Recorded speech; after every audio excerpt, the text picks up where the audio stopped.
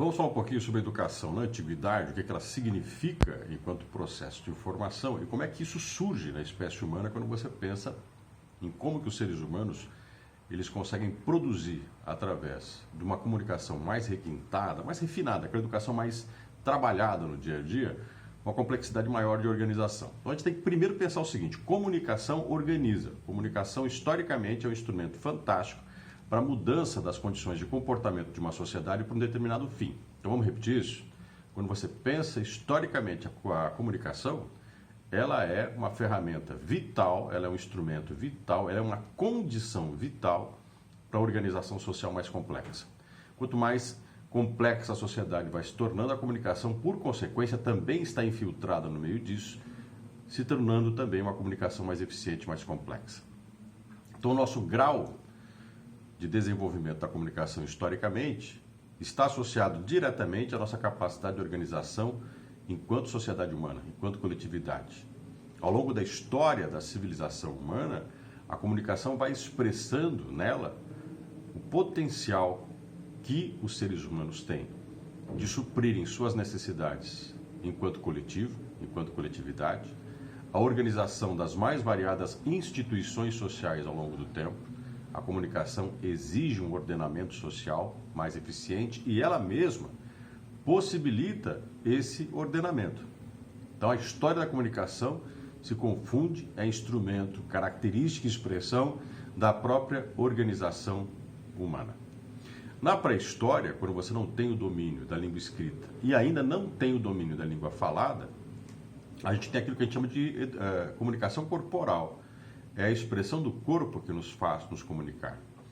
Aí você vai ter, lá na Mesopotâmia, aí você vai ter em alguns pontos do mundo, na China, aí você vai ter, por exemplo, até mesmo na América, a utilização de pinturas rupestres.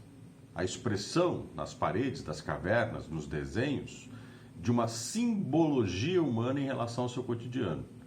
De tentar comunicar de alguma forma, ou entre os homens, ou os desejos humanos. Nós conversamos isso numa aula nossa, quando nós falamos das pinturas rupestres, e nós comentamos que elas são uma expressão do desejo do ser humano de obter sucesso, por exemplo, na caça. E é uma caça feita com outras pessoas.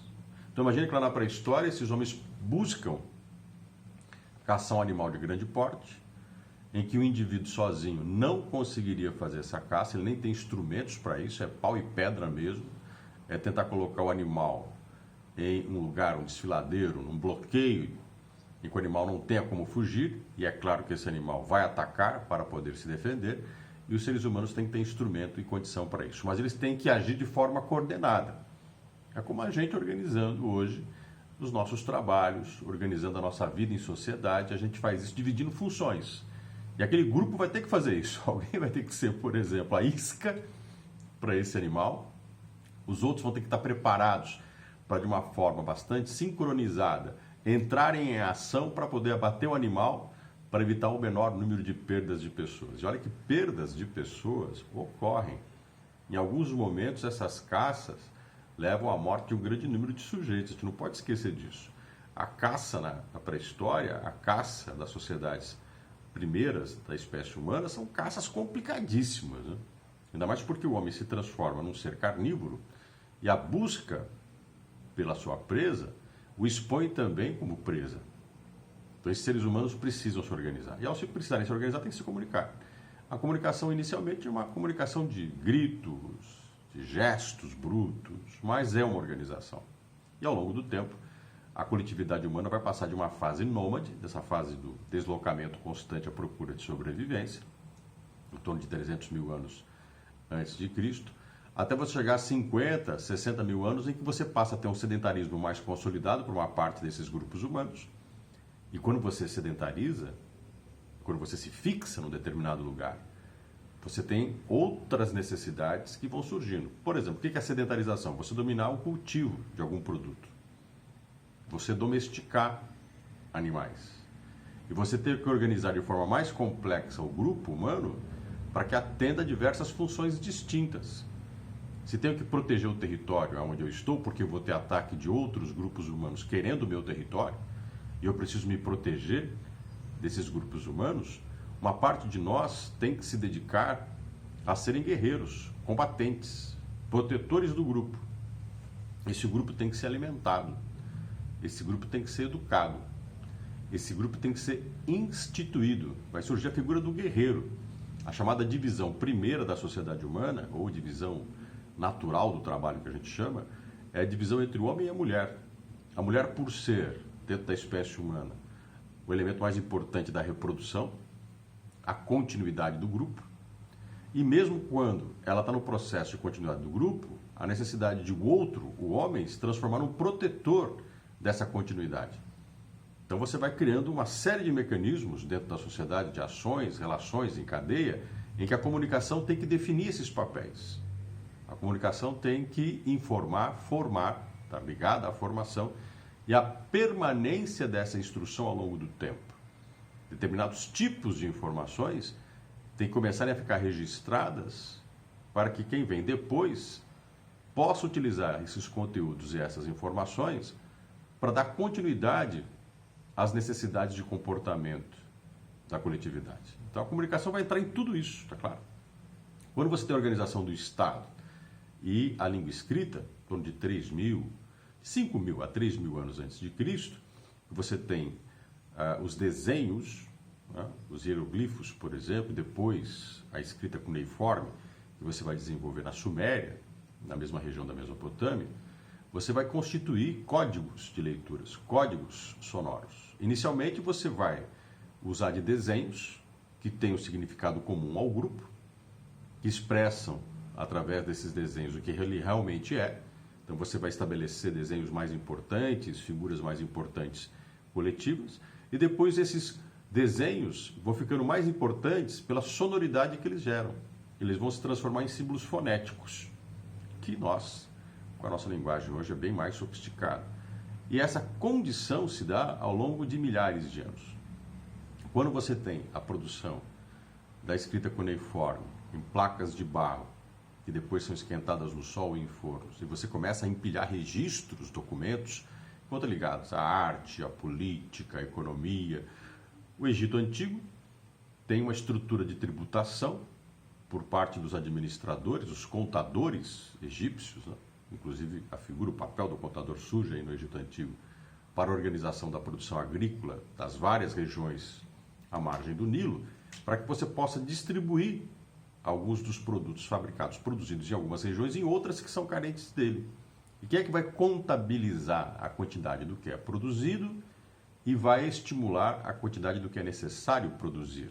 Onde se vai criar os registros de onde estão esses produtos, de quem produz estes bens e aonde esses produtos e bens serão distribuídos. Aí a necessidade do Estado organizar um instrumento de comunicação coletivo, e a escrita cuneiforme foi muito importante para isso, para que você possa educar toda a população a entender essa linguagem. Então os escribas, por exemplo, egípcios, são ao mesmo tempo quem produz a informação, domina essa produção da informação e contabiliza e quantifica o que é produzido na sociedade. E o Estado egípcio constitui então uma autoridade que tem, entre outras coisas, a necessidade de consolidar essa escrita, consolidar esse registro. E esse registro vai ganhando importância ao longo do tempo, porque ele vai se transformando também no registro dos rituais culturais, da justificativa do poder do faraó e das autoridades locais, e vai se transformando numa instrução social para a perpetuação da ordem e para o registro dessa própria ordem. Quando você faz um levantamento histórico de determinadas regiões, é fundamental entender que estas regiões, que está se fazendo esse registro, ela está intimamente ligada, ao produzir esses registros, com a própria história do grupo. Quando você estuda o Egito Antigo, estudar a língua egípcia, estudar os documentos escritos, produzidos pelo Egito Antigo, e conhecer a forma desta produção, implica no registro, no conhecimento dessa produção. Então a gente tem que pensar a comunicação sempre nesse sentido, de que ela permitiu e permite o registro da sociedade humana ao longo do tempo. Do Egito Antigo a gente pode pensar a língua fenícia. A língua fenícia é objetivamente a língua que a gente tem hoje. A construção de códigos fonéticos, a constituição de um alfabeto, a introdução do verbo e adjetivos, a possibilidade de você utilizar através da forma sonora o registro escrito e diversificar e deixa muito mais complexo e eficiente a comunicação através de uma linguagem que se adapta, independente da região e lugar onde está, com aquilo que é necessário comunicar. Não é à toa que os fenícios foram comerciantes, um povo comerciante. Não é à toa que os fenícios do Oriente Médio, às margens do Mediterrâneo, passaram a fazer comércio com uma grande quantidade de civilizações mediterrânicas, entre elas os gregos, entre elas os romanos, os povos do litoral mediterrâneo da África.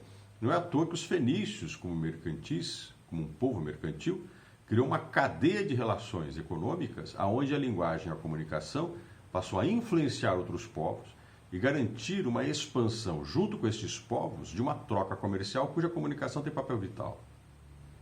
Então, essa comunicação que vai se transformando numa comunicação mais eficiente, historicamente ela está vinculada à produção de uma linguagem mais acessível para outros povos, que é um pouco do que a gente tem hoje. Quando a gente pensa nas nossas línguas, aprender uma língua estrangeira ou usar de uma linguagem, ser alfabetizado, que para nós ainda é uma coisa complexa para algumas civilizações, algumas sociedades, imagina para a antiguidade. Mas que essa eficiência se consolida ao longo do tempo, que gregos e romanos vão fazer com muito mais potencial que os próprios fenícios aprenderam com eles, ou pelo menos tendo contato com eles e também na sua sociedade, organizando o registro através do grego e através do latim. Destaque para o latim. A língua latina, que você tem surgindo com o povo latino, e depois expandida pelos etruscos e pelos romanos, essa língua latina vai ganhar a Europa, vai ganhar as margens do Mediterrâneo, vai se transformar na língua oficial do Estado. Roma, quando constitui o seu império, a língua latina passa a ser difundida como a língua do poder, mas a língua da comunicação mercantil, a língua das relações institucionais, passa a dar às pessoas uma eficiência na comunicação pessoal e também na comunicação coletiva, respaldada por tudo aquilo que é produzido pelo Estado. Então, essa comunicação eficiente permitiu também aos romanos a imposição, o poder, a construção de uma autoridade eficiente. Não é por acaso que a preservação do latim pelo Estado romano era impositora, era uma necessidade absoluta, tinha que se aprender latim. Se tinha que ter o latim como a língua oficial do Estado, nas comunicações oficiais do Estado e na relação entre as diversas regiões dominadas pelo Estado. Existiam as línguas locais, existia o hebreu, existia a língua grega, a suméria, a persa, existia a língua gálica na Europa, céltica, mas o latim era a língua oficial. O latim era a língua do poder e da autoridade, que é onde se constituem os registros de documentos, onde se preserva a memória e a autoridade. Por isso nós comentamos de uma aula nossa a importância de entender a língua, a comunicação, a linguagem, os instrumentos de comunicação como instrumentos de poder. Então vamos aprender aqui, importante entender aí, o papel que a comunicação teve, agregando relações, transformando a sociedade numa sociedade mais complexa, dando mais eficiência a esta sociedade e, ao mesmo tempo, na própria forma de constituição da autoridade, do poder. Não é à toa que, na divisão da história, na sistematização da história humana, a gente associa muito a língua escrita ao surgimento do Estado.